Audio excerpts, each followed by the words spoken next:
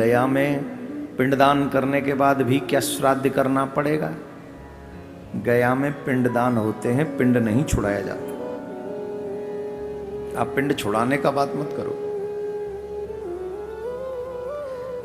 हम इस बात को कह रहे हैं, हमारे आचार्यों ने कहा है, विद्वान लोगों का मत है, श्राद्ध और तर्पण, पिंडदान एक बार होता है। तो आपने यह गया में किया, उसके बाद श्राद्ध और तर्पण ऑलवेज रहना चाहिए, हर वर्ष। अब आप प्रश्न ये उठता है कि जब हमारे पितृ मुक्त ही हो गए, क्योंकि आपने कहा यहाँ तर्पण पिंड दान करोगे तो मुक्त हो जाएंगे, तो जब मुक्त हो गए तो फिर किसको दें? सुनिए माय डियर, मुक्त होके जाते हैं भगवान के श्री विग्रह में समा जाते हैं। मुक्ति का मतलब ही है भगवान के अंग में समा जाना, पुनर्जन्म न होना। तो जब वो मुक्त हुए तो भगवान के श्री विग्रह में समा गए, और जब भगवान के विग्रह में समा गए तो हमारे पितरों का भगवान के विग्रह में समाहित होने का मतलब ही ये हुआ कि अब से हमारे पितर नारायण भगवान हो गए। कल हमने आपको समझाया था कि जिसके दादा परदादा कोई जीवित हो और दादी चली जाए, अब दादी का पिंडदान करना है,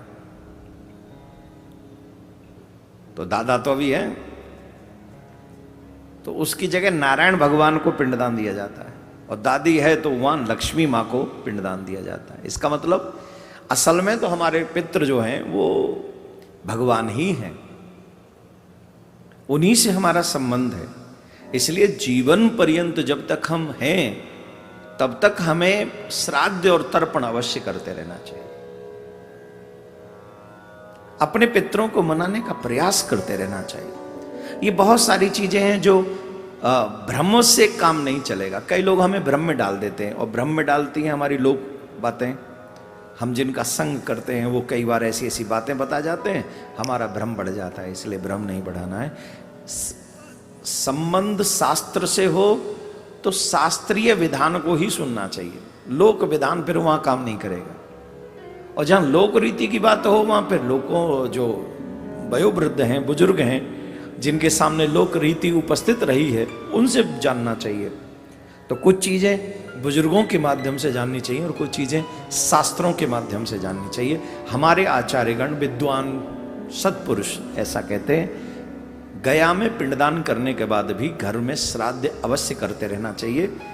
अगर वो मुक्त भी हैं, मुक्त तो हो ही गए यहाँ तर्पण करने से, उसके बाद में स्वयं नारायण उस तर्पण को स्वीकार करते हैं, और ये हम सब के लिए सौभाग्य की बात होती है।